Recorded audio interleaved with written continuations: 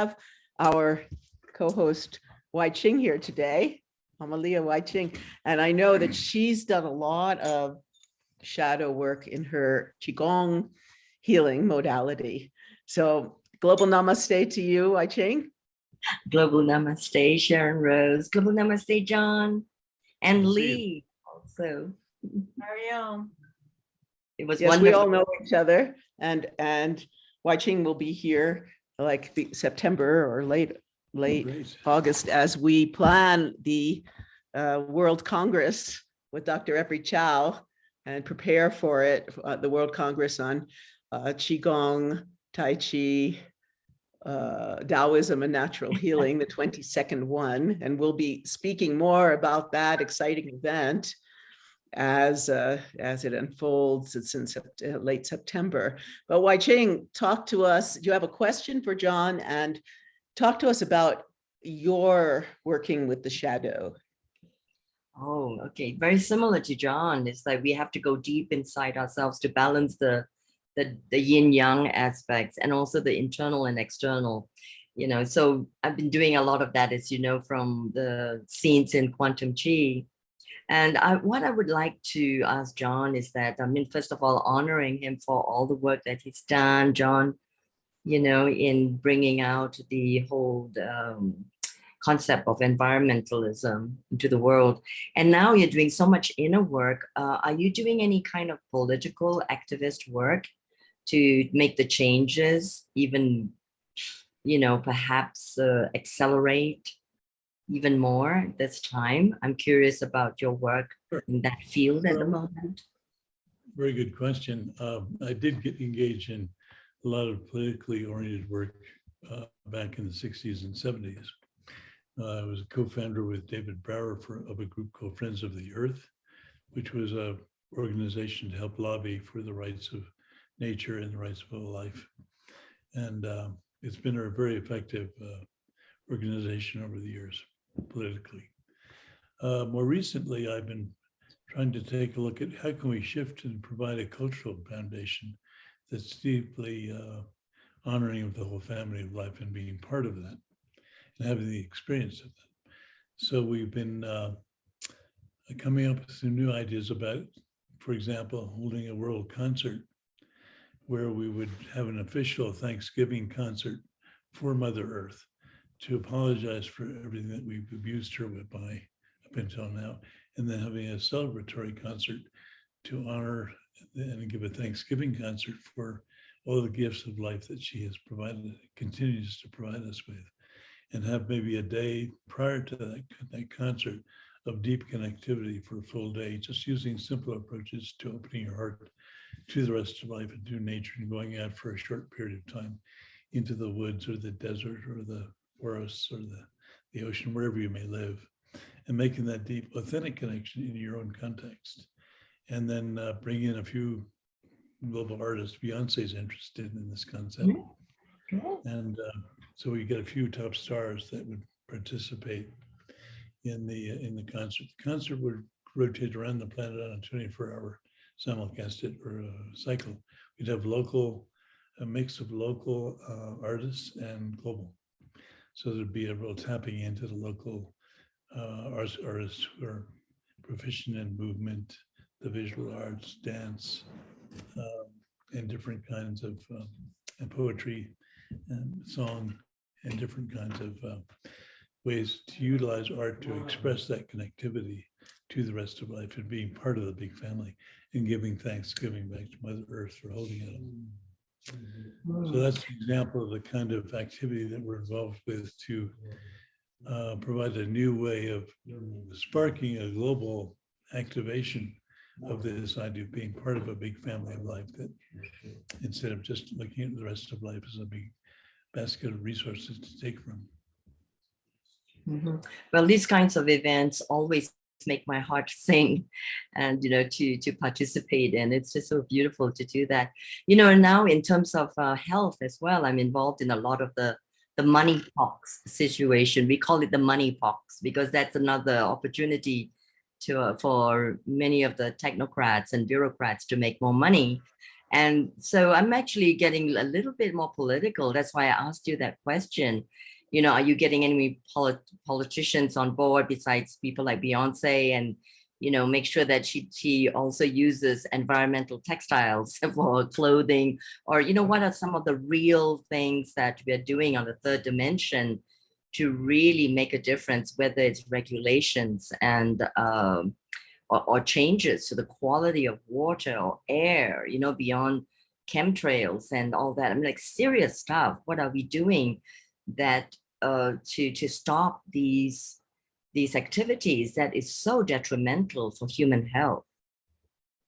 But one of the best things that we can do, I feel, is begin to develop models of living at the level of the household. What would constitute a self-reliant household ecologically, so that the house and those living within the house would be functioning as part of a natural ecosystem. So the energy coming into the house would come naturally from renewables.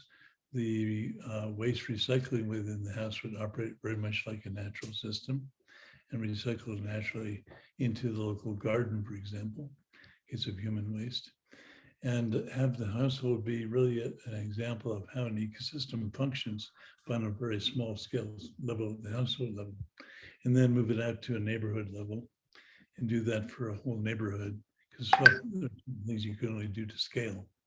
And then look at it from a standpoint of a small town and a larger community, city, and then finally take on a whole watershed, which is one of the most coherent ecosystem levels of functioning. A watershed is probably one of the most fundamental global systems worldwide that we almost all share as a natural system of life. And if you can have some models of how these natural systems can work in the human context, and have a series of those models for each major ecosystem type around the world, then we will begin to have something to look to as an example of where we need to go as a human culture. And this is going to become increasingly important as society and culture begins to break down because of the rapid onslaught of climate change. Things are going to fall apart at an increasingly rapid level. They're falling apart. And, you know, I've been involved in like permaculture and biodynamics for about 20, 30 years now. So familiar with all these ecosystems placements. And are you doing anything with regards to the 5G radiation aspect? My big advice would be don't do it. Don't do it at all. Yes, I know. I don't think we have it here yet. I wear all these doodads, you know, but it's here. And whether your platform, your movement, your people, your network is doing anything to educate people, since we are educating people on the ecosystems, that is really key. That part of environmentalism is it's I don't know whether it's new, it's been encroaching, but it is reaching really dangerous levels now, just like the chemtrails and the toxification of the earth. I think that has to be really addressed at this time. Absolutely right. One of the things we've been doing in the way of nature is we have the final principle of the way of nature is becoming a warrior of the open heart and in the service of the whole family of life and its liberation. So we have a whole series of suggested projects and activities to help spread a number of these kinds of models we were talking about before, and also to build some coherent resistance to things like pesticides, chemtrails, and don't forget plutonium and nuclear waste. This is one of the biggest dangers to the planet, in my view, and it's largely unattended to these days. So part of being a coherent warrior for the planet is learning how to work with warriorship principles and how to begin to take on these issues in a way that we can learn a great deal from. For example, I spent 20 years learning Tai Chi as a martial art. Recently, I've been teaching a system of Tai Chi called Tai Chi for Liberation, which is a non-martial application. It's more of an internal alchemical transformative type of Tai Chi. But the martial Tai Chi works a great deal on being able to work with the energy of your partner or your opponent in such a way that you receive, through your mastering the skill of relaxation, the incoming energy of the opponent, and then you learn how to move that energy in a positive direction with just 4 ounces of response. So we can take those principles and apply them to the environmental movement and its activities, become more skillful, so that our actions are far more productive than just a normal pushback to what's happening on the planet. Yes, yes. I agree with you in this spiritual warriorism, you know, so definitely, yeah, that. Thank you so much. So we're going to move on because our dear friend, Hannah Strong, is here, and she's actually totally, as always, taking action to help people across the world. So I'm going to call her over here. Thank you. Let's see. Unfortunately, I have to leave. Okay, yeah, John's getting ready to go to Europe. So I'm going to introduce Hannah. She's going to come over. We're all here in the studio today. Hannah Strong, the origins of World Environment Day. Thank you, John.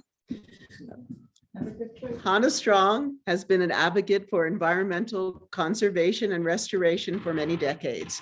In 1994, she established the Manitou Institute and Conservancy in partnership with Lawrence Rockefeller and, of course, her husband, Maurice Strong. She has traveled to over 100 countries and has coordinated numerous civil society events parallel to high-level United Nations conferences. In 1992, Mrs. Strong organized and chaired 2 parallel conferences to the Conference on Environment and Development, also known as the Earth Summit, entitled The Sacred Earth Gathering and the Wisdom Keepers Convocation in Rio de Janeiro, Brazil. Participants of the Sacred Earth Gathering formulated the Declaration of the Sacred Earth Gathering, which was presented to the heads of state on the opening day of the official conference. She also launched the Earth Restoration Corps. And that's a global, it's missing. I know that from speaking with her very often about the Earth Restoration Corps, it's a way to bring the young people, because we're very, very focused on helping the young people. You know, we're leaving this craziness to them, and they really need to learn ways to make that connection. So, global namaste to you, Hannah. Namaste to everybody. You have this event coming up, like today, right? Today, yes. So tell us about it. Well, today is the 50th anniversary of when my husband established Earth, you know, the Earth Summit and the Stockholm Conference, and he called it Only One Earth. So today we're celebrating Only One Earth. And we have put together Only One Earth live event, which starts at 3 o'clock our time, 6 o'clock Brazil time. And but anyway, I'll give you the site before we close up here. But anyway, 50 years ago is the first time the world really got together to do something about the environment, supposedly. You know, these are the days when Los Angeles was so polluted, you could, you know, barely go outside. And rivers were aflame in Pennsylvania and in New York. There was so much oil and garbage in the rivers that they burnt. And, you know, I don't need to go into the ozone layer. But anyway, he brought 113 countries together. He was Secretary General of the conference. And, you know, he, at that point, warned the world about what's to come.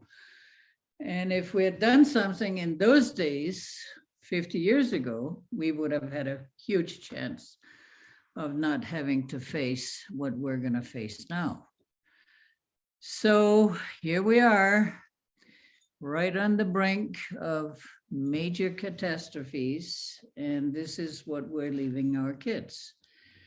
So to remedy that, and it's not easy to remedy anything that is that devastated. Like we have dragged out of the earth, you know, the gold, the uranium, Lithium. lithium, and, you know, I mean, you name it. We have plundered the planet.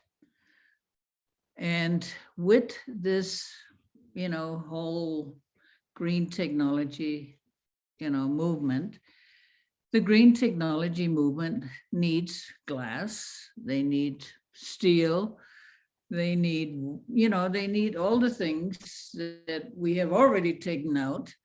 So to do the new green movement, we're going to plunder the rest of the earth for what's left. So that is not correct. That is not doable. So what are we going to do? And the only solution that I could come up with was to train millions and millions of young people into first restore yourself, restore your spirit, restore your relationship to Mother Earth, give her love, give her gratitude. Where is the gratitude? We get everything from her. And where is the gratitude? People are not giving enough gratitude. So the Earth Restoration Corps is first restore yourself, your relationship to nature. Then we have brilliant techniques, you know, how to restore the soils, how to get the chemicals out of the soils, how to clean up the waters, how to set up nurseries so you can reforest the planet the proper way. Because right now it's not the proper way. They're hybrid trees, they got no spirits. And, you know, they're, for the first 5 years, these new trees are takers. They take the rest of the nutrients from the soil and the rest of the groundwater, and they do not sequester, you know, so they're not sequestering anything. So for 5 years, and then of course the forestry companies say, okay, we reforested these huge areas, now we have to cut them and start all over again. So anyway, there are so many wrong things going on that keep going on. And now, of course, the oil industry, you know, is blackmailing humanity. And, you know, so forcing governments to let them frack, let them take more, let them, you know, do whatever they've been always doing without questioning. So Earth Restoration Corps would teach these young people how to live very simply. I mean, we have to scale down and we have to move a certain portion of humanity up a little bit, but most of humanity is going to have to scale down. So, you know, the second part is the restoration techniques. You know, how do we clean up the air? How do we, you know, basically restore the ecological systems that have been devastated? And I mean devastated. I have traveled all around the world. I've seen the worst and I've seen the best. And, you know, when we talk about the best, let's go to Sri Lanka. This, you know, small little man, Buddhist, accomplished to have 14,000 villages become completely self-sustaining. Then you look at the eco-village network. I mean, there's eco-villages all over the world where people are moving so they can live the proper way. So these would be our universities, you know, these would be where the training can take place.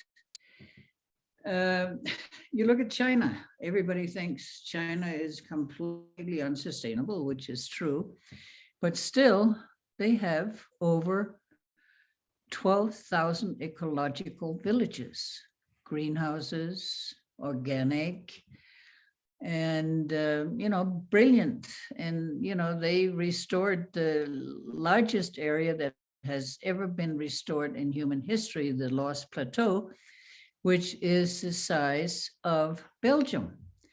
So we know it is doable on a very large scale. And now they're working in the Sinai Desert to restore the waters and the trees and whatever it used to be in the Sinai Desert. It used to be green. It used to be a vineyard. But, you know, unenlightened human action have made it, you know, so it's a desert. And you look at the, you know, Sahara Desert, they're now moving on restoring part of the Sahara Desert. So what are the farming methods we need to use? We need to teach these young people how to dry farm. How do you farm without pouring a lot of water into the ground? And the first year I was here in Crestone, the Hopi Indians came up to teach us how to dry farm. So we know how to dry farm. And, you know, earth is drying up. So we're going to have to find new ways of farming.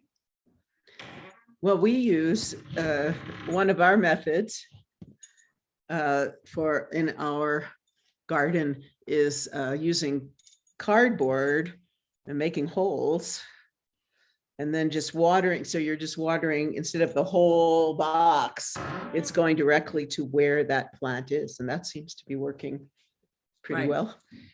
Right. No, I mean, they're very innovative, beautiful projects all over the world. And these are the people that we are going to partner with.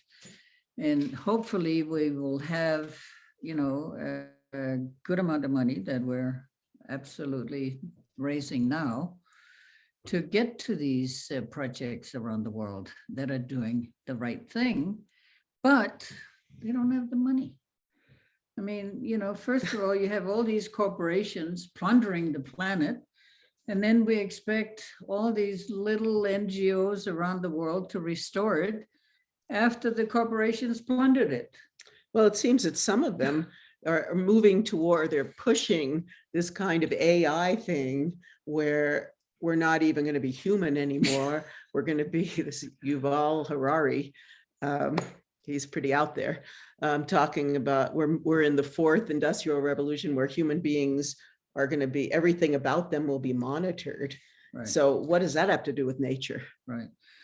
So the next third part of Earth Restoration Corps is green livelihoods. Yes. Every kid that takes our course has to build a natural house. And, you know, so the green livelihoods can be making the bricks, making tiles, setting up nurseries, organic farming, seed collecting, solar and wind. I mean, you know, there's so many, and we have a library that has 1,200 simple technologies how to do all these things, how to clean up the waters in a natural way, how to generate electricity from biogas, you know, because we do need energy. So we got to figure out non-destructive ways to produce this energy. And so I don't know if anybody has any questions or. Lee, I'm sure you have a question. Lee is a very old friend of mine. Well, I'm extremely impressed. First of all, I'm very, very happy to know about your projects. You know, they a lot of environmental activists around the world in small indigenous places are actually murdered. It's a very, very scary place to be if you're on the grassroots level in your country. It's And very dangerous. It's very dangerous to protect the land.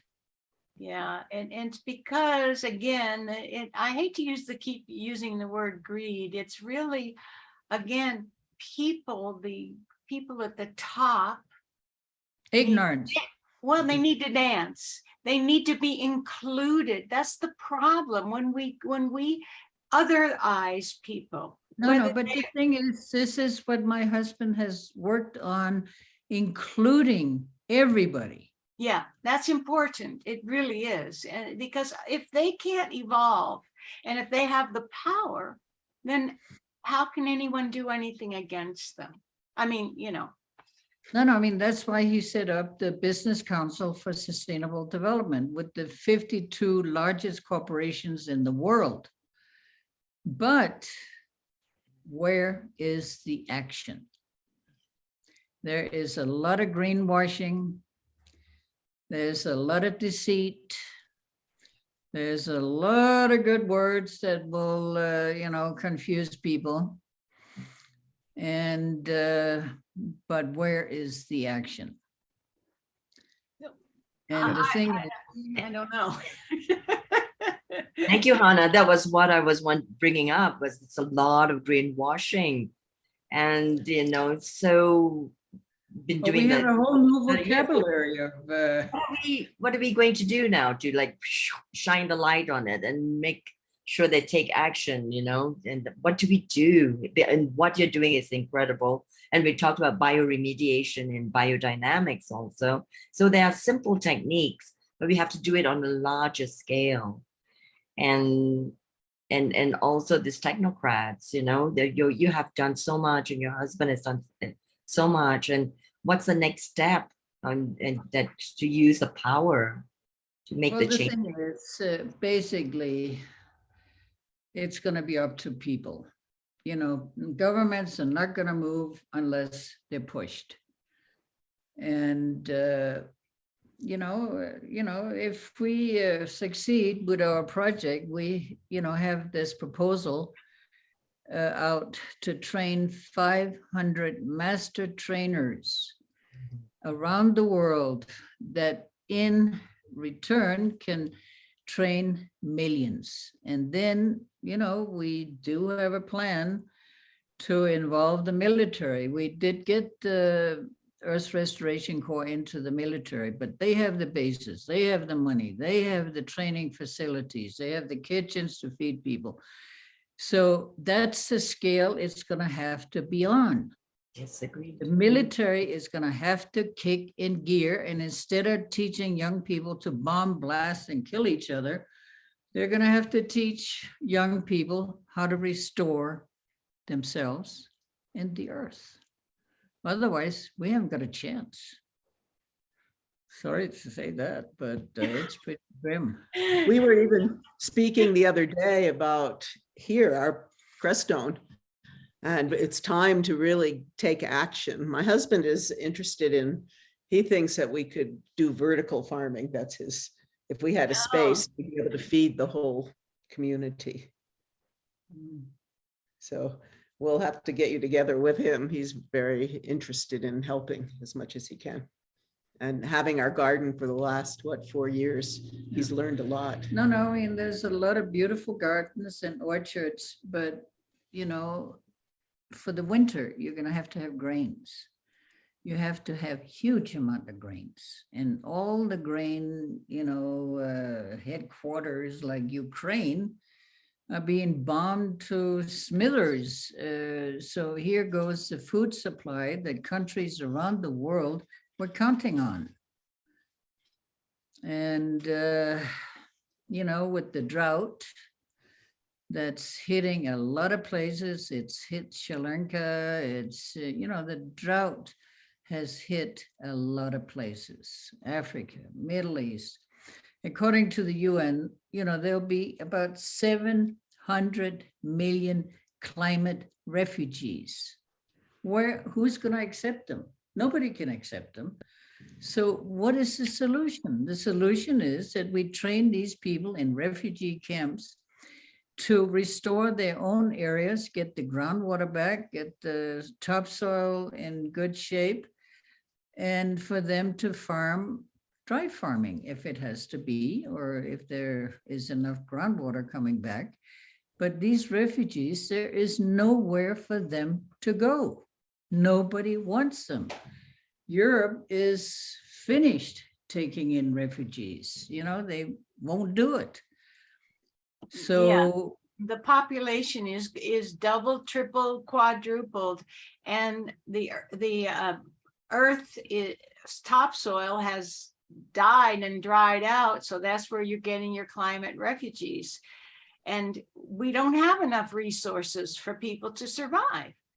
One thing is we have to stop having so many children. That's one thing, because we're living longer.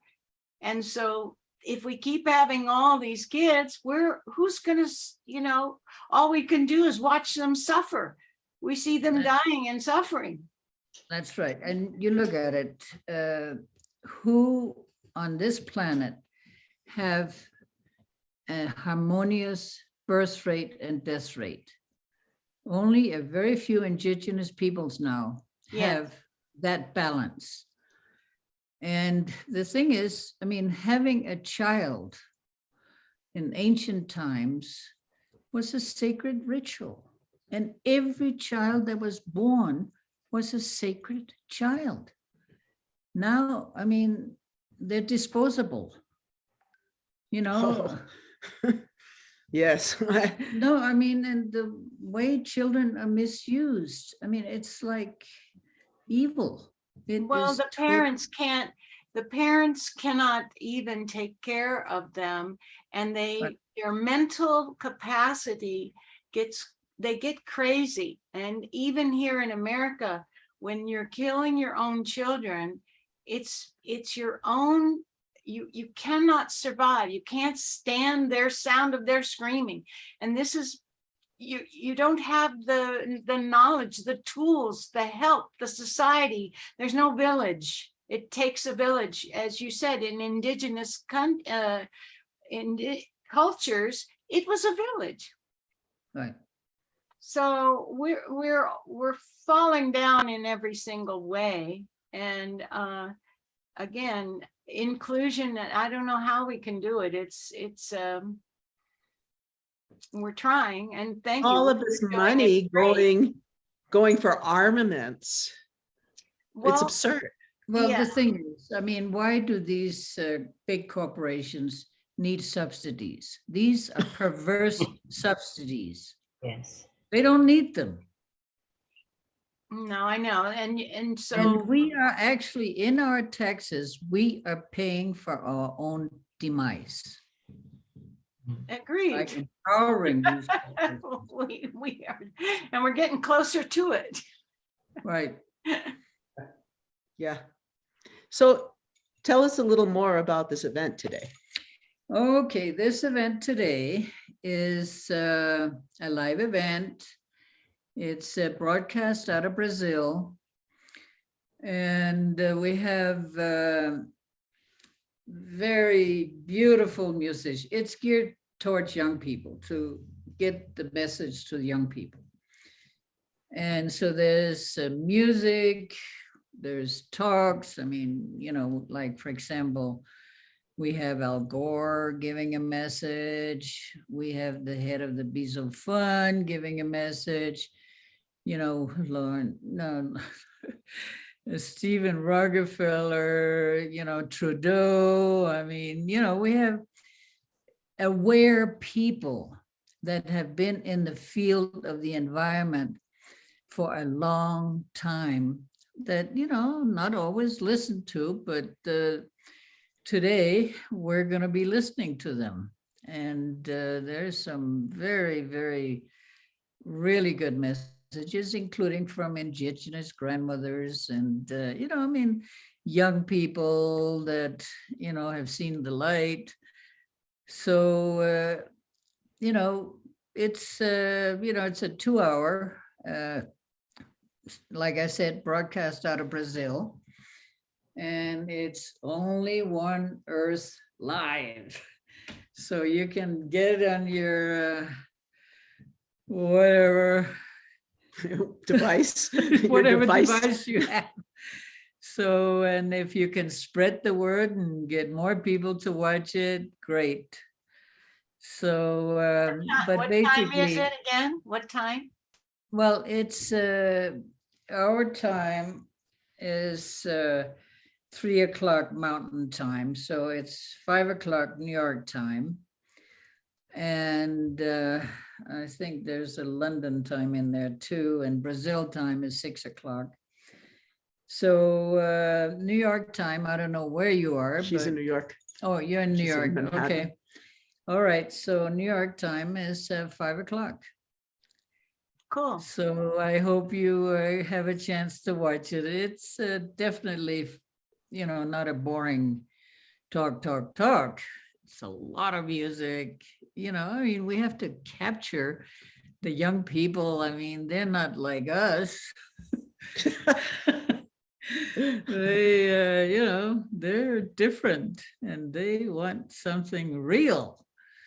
So anyway, this is going to be very, very powerful, interesting, and fun, a lot of fun.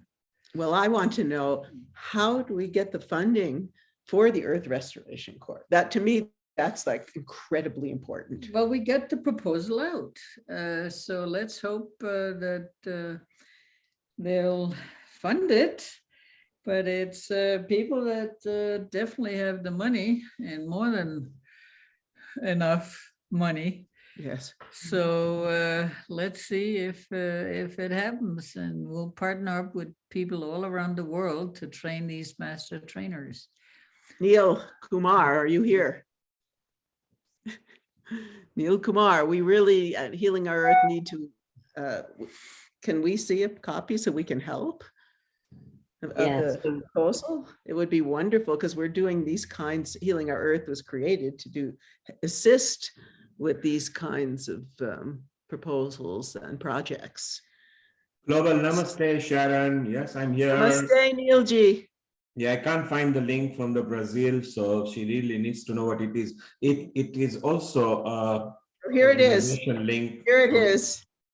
We need a permission that if we can use it. That's the Because link. Yeah. Okay, it's www.facebook.com/musiccrowns.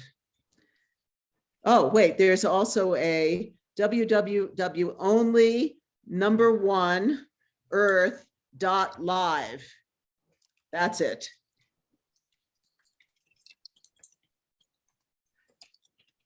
So can you pull that up for us? 10 p.m. London time. so 5 p.m. New York time is 10 p.m. London time. That's correct. Yeah.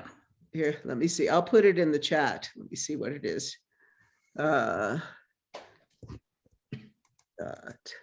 we have a permission to broadcast it? Yeah, please, let's get it out there to as Yeah, if you're a many- part of it, Sharon, just put it on and we'll click that link and let. That's what I'm doing now. Great. Okay. There it is. Okay, this is. Yeah, not- please, everybody, put it on your social media. We need lots Mhm. and lots and lots of people watching. Okay, this has not come as a link, it's just come as a type. So let's just see www.onlyoneearth.live. Let's try to press it and see where we get. And Han, your chat was so exciting because you were so cool. You were telling us about the problem the Earth has been facing and had been facing. And then gently, in your calm and a cool manner, you also told us what the solutions may be. And the solutions that you are working on at the moment, where you say that you can train 500 people and subsequently they can go and train people. So that's the kind of thing that is already going on at the moment. And it's very good that you're thinking that way. Although 50 years from now, we will not be here, the Earth is deteriorating very fast, relatively fast. I know. So I No, love no, this thought. something really big is going to show humanity how bad it is. Well, the And then pandemic, everybody's going to scramble to do the right thing, but it's a little late in the game. But anyway, we have to have hope. So Yes, we need to be do, yeah, positive. so let's restore Mother Earth and give her gratitude and thanks and love. And, you know, one of the first laws of the earth is when you take something from earth, always give something back. Whether it's a gift, you know, I mean, the Tibetans have been doing this for thousands of years, the treasure vase, where they plant these treasure vases in acupuncture points of Mother Earth to regenerate the earth. And the Kogis are all over the place doing the same thing. And they call it pagamento, give back to Mother Earth, give And- back. and pagamento indeed, we need to give it back. So our viewers who are watching on YouTube, Facebook, Periscope, and the website live, Han was mentioning this live show in Paris that I'm going to share in a moment. Presently, it doesn't show as a secure website, so please make your own due diligence. And here we go, Han, you are mentioning this one, which is 2 hours and 30 minutes from now, whichever country you are in. So if you are in Africa, Okay, you got it. you know, Yeah, so you got it. India, 2 hours and 30 minutes. This is the one that Han is talking about. Is it correct, Han? That's it. So let's go, and let's support it. Make your own due diligence. It is there, and it's going. Yay! Hey, also I'd like to introduce Laura, who is online with us on Zoom. She's offered to help with the lobbying, Hannah. So I'll put you in touch as well. So Laura, if you Okay. can switch on your video, we can introduce you live. Laura If she wants to. Anderson Mancini. Allah. Okay. Yes, and Laura was part of the Better Way. You can see her giving a wonderful speech at the Better Way conference in Bath just recently. Well, this should be the Earth Restoration Corps agenda should be part of a better way because it is Yeah. giving a solution. I feel that it can be a whole integration with the Integrated Health Forum, which is then soil health, earth health. We depend on Mother Earth, you know, for our food source. It's all integrated, it's all holistic, isn't it? So yes, So we- Sharon, all of Yes. Sharon, let us help Hannah's project over here. Earlier in the first 2 hours, we had Trupti, who is a lead at the Hindu Forum here. She's already involved in the program. Then in the next 2 hours, we had Swami from Spain, where we visited live today. And they were also doing the World Environment program. I think if we combine everybody, and because Hannah has been in this for over 50 years, we don't want to give her age away. You know, she only looks 35 plus VAT. Because she's been there for more than 50 years. And John, who is just gone, for those who were watching, he was there about half an hour back.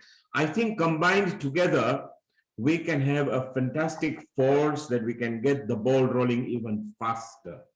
All right. Yes. Okay. Yes, yippee. and we have some Daniel. more. We have 2 more guests coming up who have Wow. a lot Wait, to I tell you think as well. Laura is unmuted. Is she unmuted now? Am I unmuted Yes, now? you're muted. Can you Yes, hear you're me? unmuted. Welcome, Oh, Laura. this is really good. So apologies, my video isn't working, but that's probably just as well because I've been in the middle of the gardening, so I got no makeup on or anything. Gardening. But perfect. no, I just wanted to say hello, and it was very impromptu that I jump onto this, but I have been in connection with Amma for some while now because I was involved with Tess Laurie setting up the World Council for Health Bath conference. And Amma did a most beautiful presentation on Qi Gong and really lifted the entire sort of energy of that event. I don't know if any of you watched what happened in Bath a couple of weeks ago, but it was a real sort of gathering of the forces, a lot of the doctors, the researchers, Robert Malone, Ryan Cole, Alexandra Corday, Flavio jumped in from Brazil. You know, we had a really international presentation. And obviously, although the focus was very much on what has happened with COVID and, you know, lockdowns, et cetera, there was in the last two panels a real emphasis on sustainable living, the various different projects. We had people like Dr. Christoph Ploth there. And I think that is their vision, that is Tess Laurie's vision, to create a movement of awareness, certainly. I mean, obviously she's based in the UK, but the idea is a global. And I was just absolutely fascinated to listen to the project that you have obviously invested so much of your life in, Hannah, and it's deeply inspiring to me. And I think I come from a place of great optimism in that what I do see from the pandemic is a shaking of people. People have woken in a way that, and I find it difficult to actually say this, but in a way this was the first warning. Yeah, it was like the gift in a weird, bizarre and horrific way. It's been the gift to humanity to wake up. And everybody's been sort of tricking along in their little American dream, thinking it didn't affect them, et cetera, et cetera. Whereas actually, they've realized that an awful lot of the institutions and the people that they thought they could put their lives and their trust in have actually not just let them down, but have been downright lying to them. And I think that is why I come from a place of positivity on this, in that I feel that our mission now, and I speak as a mother of 3 boys who are all wide awake, and I listen with great excitement to your vision of sort of training these young people up. You know, there are some incredibly talented, gifted and visionary young people out there. And I think this is the time, it's grabbing the moment, isn't it? And taking that forward. So I've always said to Tess and to various other different people who I've been in contact with over the last year or so, if there is anything that I can do in my efforts, then I am at your disposal. And that's kind of how I view it. We've all just got to jump in and see with our very individual gifts what we can do. And there we have it, really. Bravo. Thank you. So we definitely, Wai-Ching, please put them in touch. Certainly, with pleasure, great pleasure. Yes, the Definitely. better way. Thank you so I much. knew, And- I watched Brett Weinstein and Heather, who have the Dark Horse podcast, who are doing incredible podcasts. So much deep information. And so I was thrilled to see the event going on and that Wai-Ching is involved in it. We are working together on many projects, Quantum Qi and it was Laura who suggested showing Quantum Qi video. It was Laura who did it. Nice. Yeah. And Del Bigtree was an amazing beacon of light. He was like the god Zeus. Del Bigtree, Dr. Ryan Cole, they were all amazing. I think what was absolutely fascinating to me, I mean, Brett was just, as of course he is, you know, inspirational, but Ryan Cole, what a man on fire. Yeah. You know, and there he is living he's a pathologist. He's out there. I don't know how many hours he's got in his day, but I want whatever he's drinking in his tea. It's just incredible. And but, you know, he is phenomenal. And there he is. He's got his own farm and it's all sustainable. And he's showing us all these wonderful photographs. I mean, these people are the people that need to be held up as the icons for the youth, and they are inspiring. And I think what was fascinating by the end of that 2-day conference was the sheer love, compassion and energy in that building. I don't think I've encountered anything like that before. And well, we're looking for it. We need it. We're hungry for some solution, some way, and you have a better way. Yeah. Can I say something here? I'd like to just go. mention something here, if I may intercept, join in with you, because it's really exciting. But I think we, like you all admit and observe, that it is a bit too late. And what we're doing is going to really be giving them a free rein to carry on doing what they are. And these are the people like Amazon, Google, and all these big giants, you know, Coca-Cola, unless we get to their hearts and minds and stop them somehow, because I think it'll be too late by the time the children grow up. I agree, but I think you're looking at something that needs to be happening in this right Because now. funny enough, I went to a local event where they were doing ecology, and they were showing us how they were actually transforming and reusing, recycling, and whatever, you know, the words are. And they are doing it now through the councillors were there, our local councillors, and they're saying it's going to be happening now. They're going to hold meetings in the borough, and then it's going to happen on a national scale.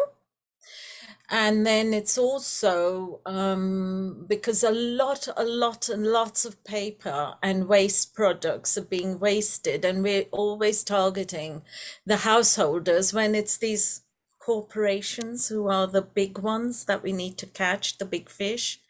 And if we start there, then we're going to win. And then we've got it then in the bag.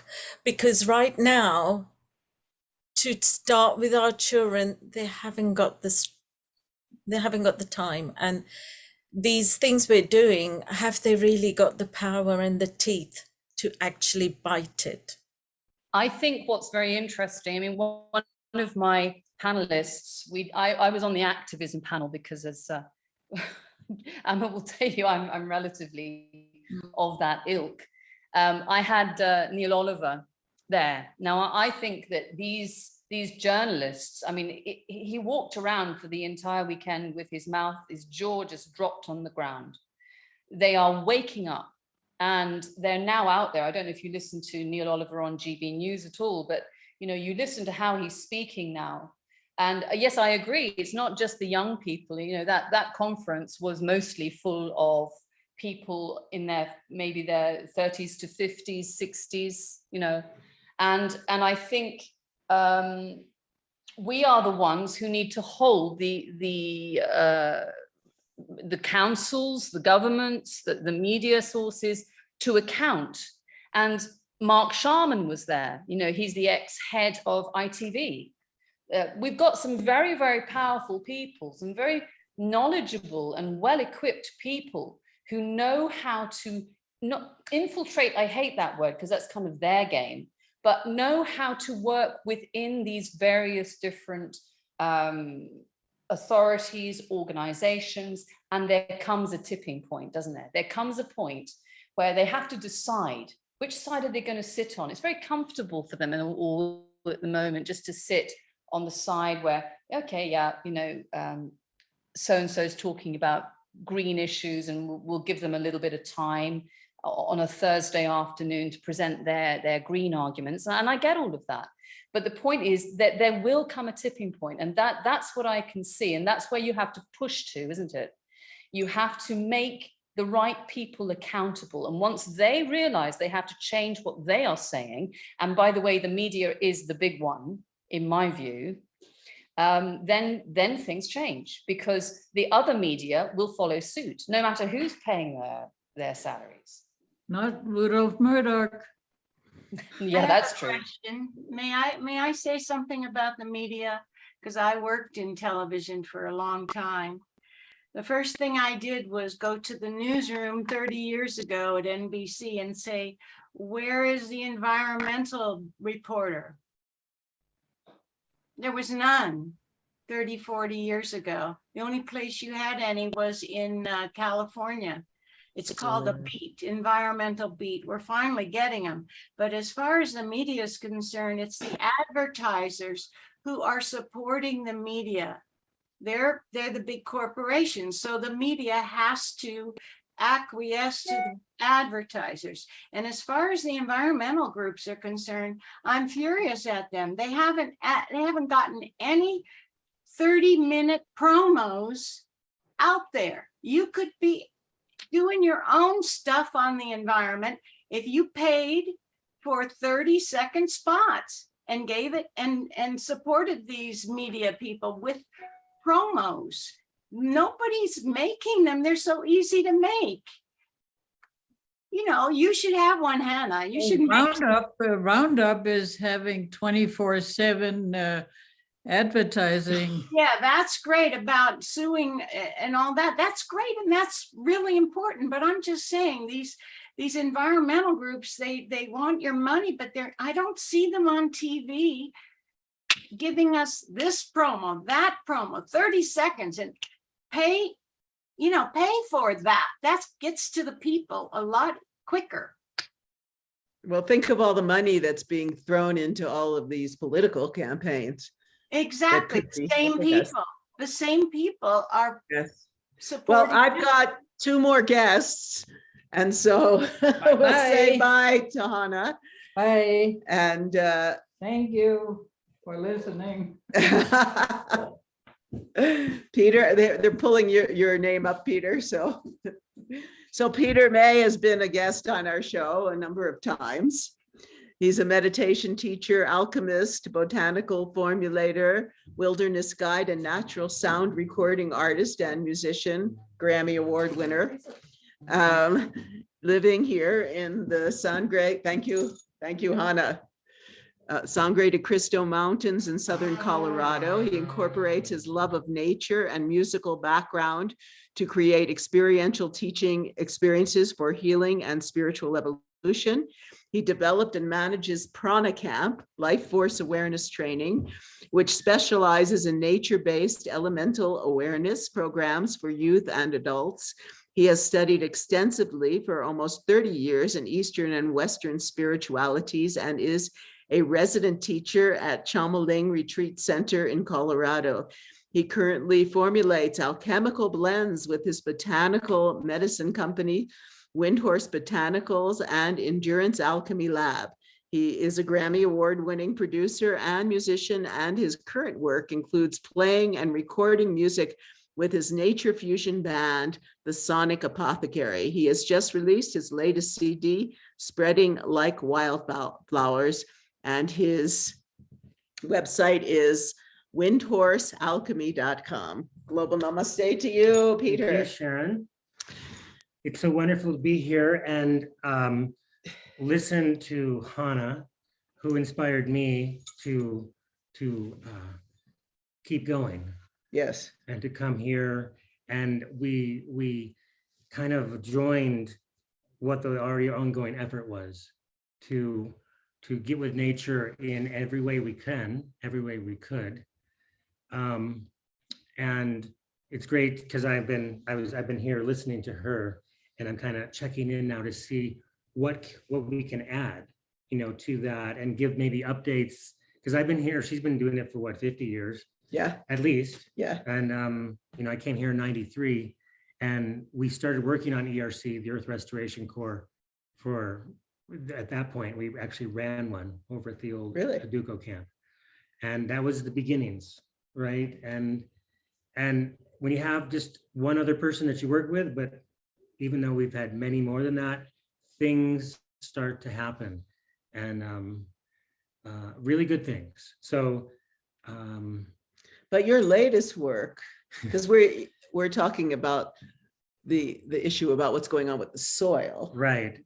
And so tell us a little about that. And there's a lot we can talk about. Right. And so this is kind of the fun thing. I'm going to throw you a little riddle just to begin with. And I'm going to talk about soil by talking about fire. Okay. Of course. And fire is always, as a little kid, I loved fire, not necessarily playing with it, though I did a little. But I became a firefighter, and I've been a firefighter for the last 30 years. And because I'm from the East, and I live in Eastern US, and I live in the West now, and I used to live in other places as well, I became aware that traditional ecological practices were to use fire. And they used fire for numerous reasons. And one place where I grew up in the Great Lakes region, they've used fire for hundreds of years, and they have every endangered species because they burn. Other traditional cultures in the East and across this continent would use it to stimulate the production of nuts. And we saw the demise of, let's say, the chestnuts when all of the caretakers all of a sudden were gone because they were impacted by diseases from the colonists. And we're also seeing here too that where I live in Crestone, that some of the pinyon pines, my tree, for instance, has scars on it. We believe from the Utes because my tree's 300 years old. And that's a mother tree. You know, it's 300 years old, which I'll get to in a few minutes. But fire, I paid attention to fire. And so I put together all of these things. We had a wonderful traditional elder come, and his name is Dennis Martinez. And he taught us how to restore a forest with fire and love. And it changed and catalyzed the community. And so that right after that, we burned 400 acres, but we did it to basically support the pinyon pines to produce nuts, but with their natural intelligence, not a forest like we would do agricultural industrial means. And so we did this, and that next go around, we had the biggest nut production in 11 years. We had a lot of nuts. We had a lot of nuts. And over time, I got to think about, now, why did that happen?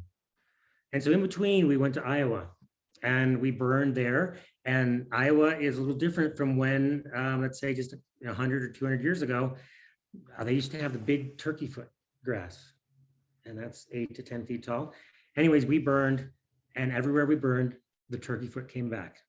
And the interesting thing about that grass is that it's that tall, but it's that depth of roots as well. And so that tends to hold the water and develop something very important, which we'll see is related. And this is based off the work of Suzanne Simard, who does the Mother Tree Project in British Columbia, and fire ecology, and from the people on Walpole Island who have every endangered species. And so when we burned, not only did the turkey foot come back, but 3 plants they hadn't seen in over 100 years.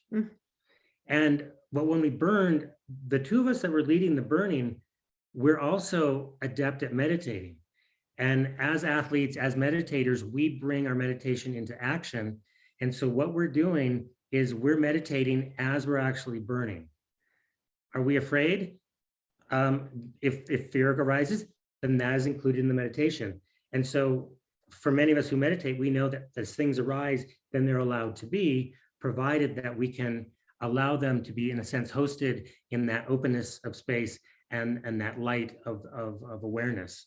So when that happens, this is kind of like the critical secret, but we want to share the secret for anybody using fire, is that when we burn and we're in the meditative state, that qualifies the ash. Right. It qualifies on a quantum level, on an alchemical level. And I believe the field gets generated by that combination of space and light, which is what we do in this room right here. As so we do our meditation here, so it's very at home, right? And so here's an example. Last May, my sister loves monarch butterflies, and in this country, you know, they're diminishing by about 97% because of pesticides, and the milkweed has been kind of demonized, and which is the plant they need, and overdevelopment. So she has a number of acres in Michigan where I grew up, and she had no milkweed plants. And so I said, I'll tell you what, I'll come back there and I will burn for you. And we'll use what I call wisdom fire. Wisdom fire is when we meditate and we burn. So I got to do it with my family, and we burned. It was very difficult because that place is very wet. You have to look for the exact time, and nature knows how to do this. So you have to give nature a chance. So we did that. And a month later, here come the milkweeds. Wow. They came back without planting them. They were already there, but the wisdom fire triggered them. And then eventually then the monarch butterflies came back. And then she had many, many. And so where this is all going, and what does this have to do with soil?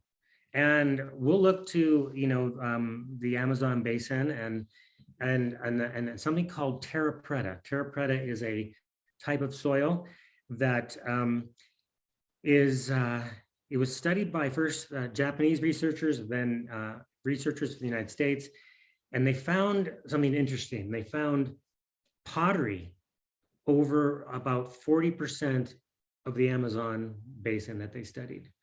And They said, was the whole place a dump? And they went, no, I don't think so.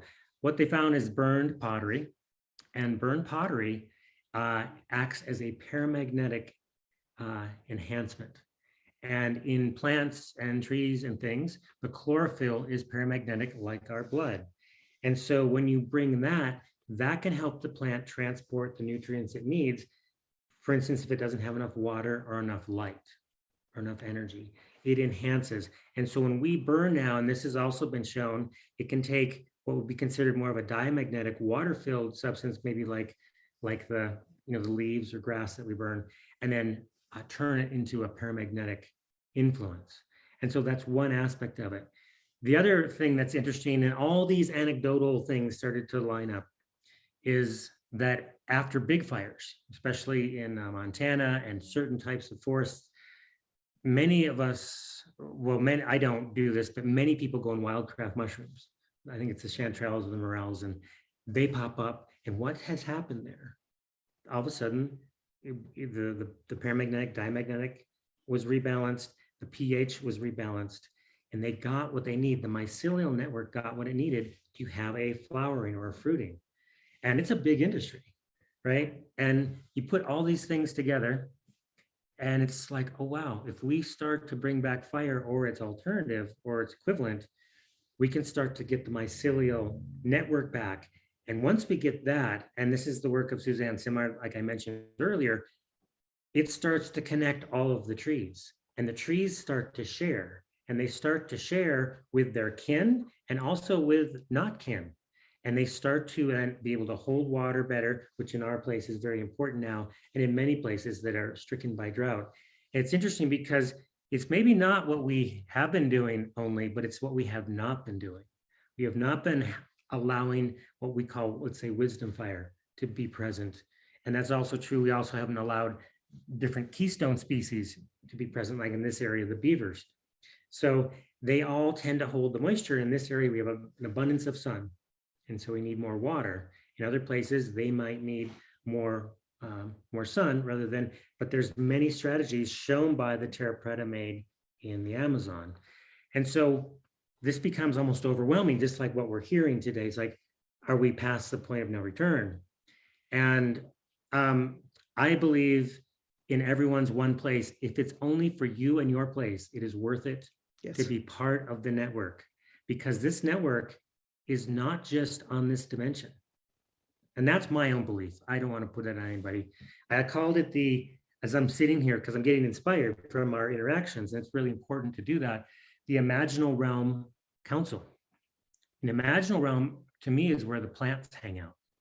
And since doing the Tibetan life force yoga we call Ksalung, that moment in 2000, after 2000, 2001, when I really started to do it, I had been into plants all my life. I had learned to heal with them from being a little boy.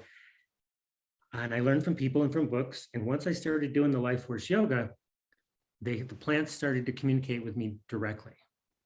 Most people don't know that, but maybe Sharon, you've had some experiences like that. Well, now that I'm doing mantras, every plant, that's how I decide how long to water, how many mantras. And our food that we're growing is extraordinary. I just had I made my first pesto, and I'm going to be showing that on the vegetarian cooking show coming up. And it tasted like nothing I've tasted except last year when I made pesto. And this year we're hoping that we can have the pine nuts from our trees here. Right, and that's a great kind of introduction. We burned a number of years ago, 400 acres. We got a very large pinyon nut production year.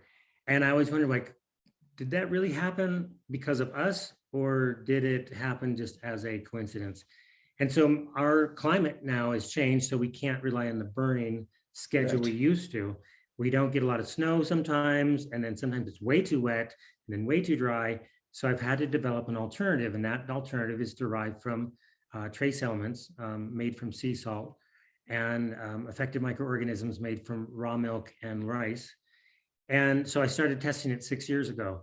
and I gave it to my tree, my big 300-year-old tree that the Utes had burned underneath. And that next year, it was interesting, it produced nuts. I said, oh, that's interesting. And these trees produce nuts on an average every 7 years in the wild.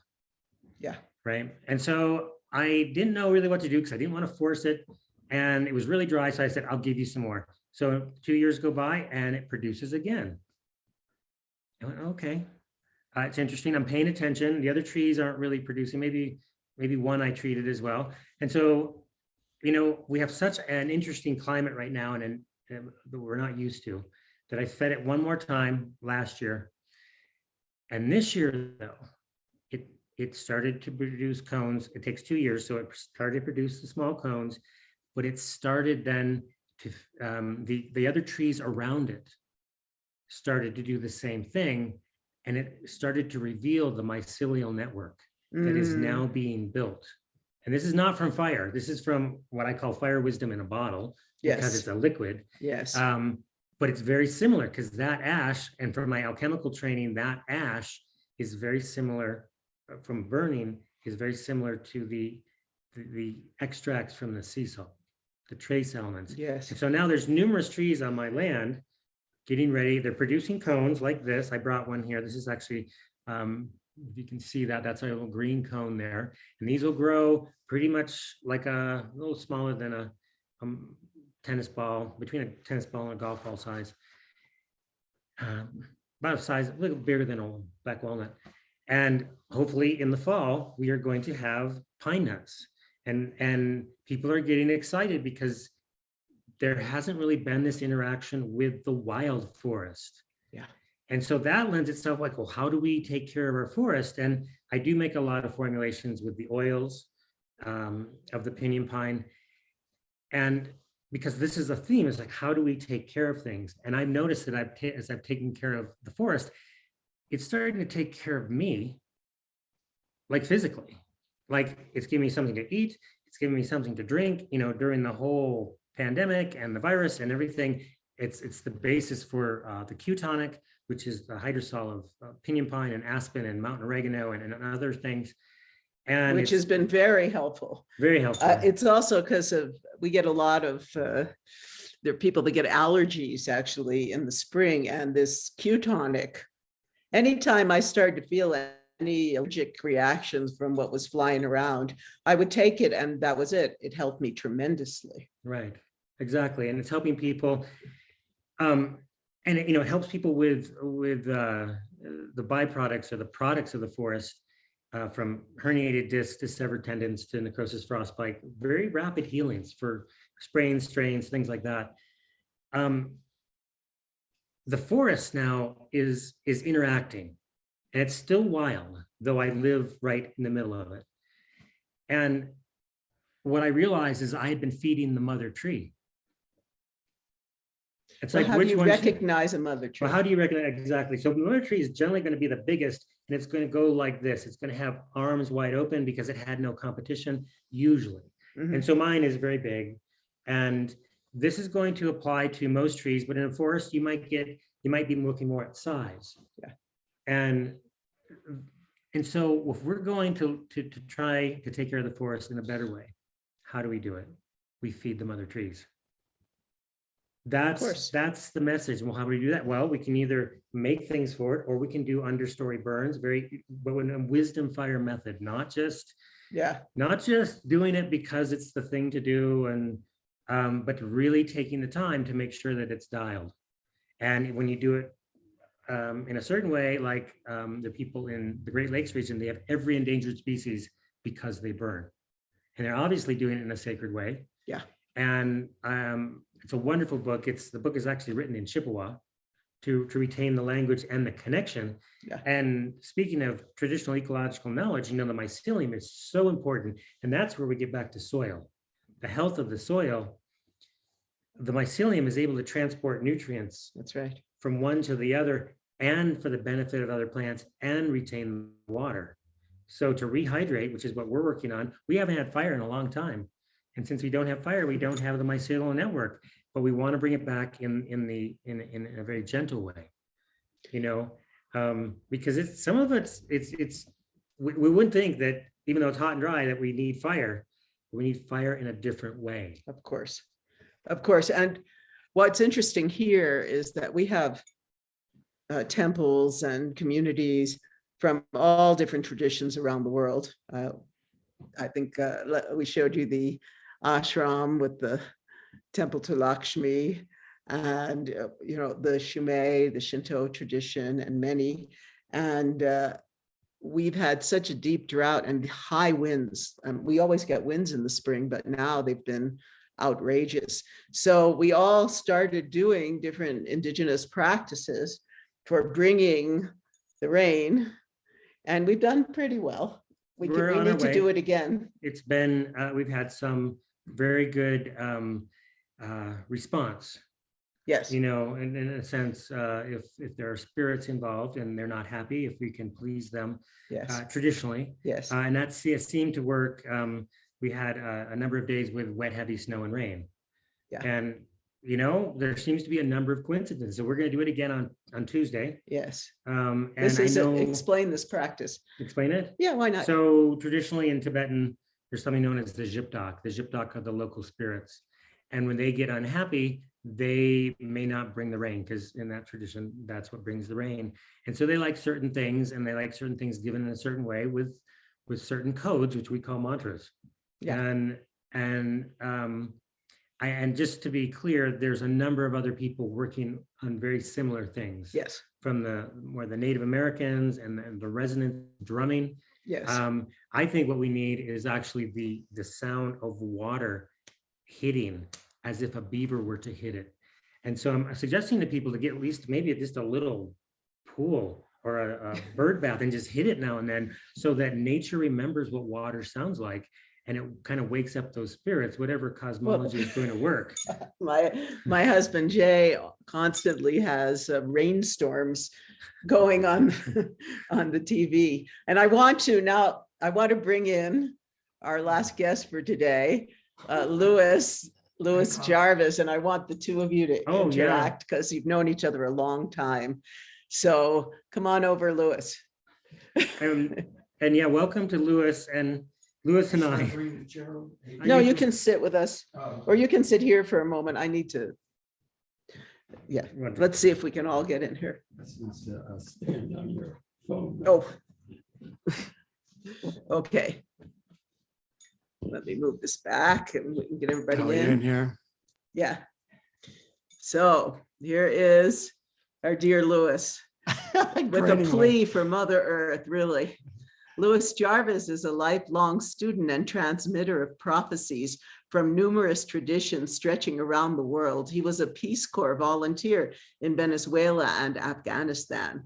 Louis has represented the traditional Hopi elders and other indigenous peoples at the UN in an effort to prevent their prophecies of catastrophic purification, which we could say we're going through right now, I'd say. It's beginning, yes. Yeah, and he says we don't have much time left, but you know, that's why we're here in Healing Our Earth. We're here to give our knowledge, our wisdom for generations to come, to be those keepers of light and hand down that wisdom. And that's what we're all about. So welcome, global namaste to you, Louis. Namaste a todos. Hello, it's good to meet you. We're sitting here on a couch looking up at the 14,000 foot, really, Crestone's 8,000. We're looking up at peaks. Sangre de Cristo, of course, means blood of Christ.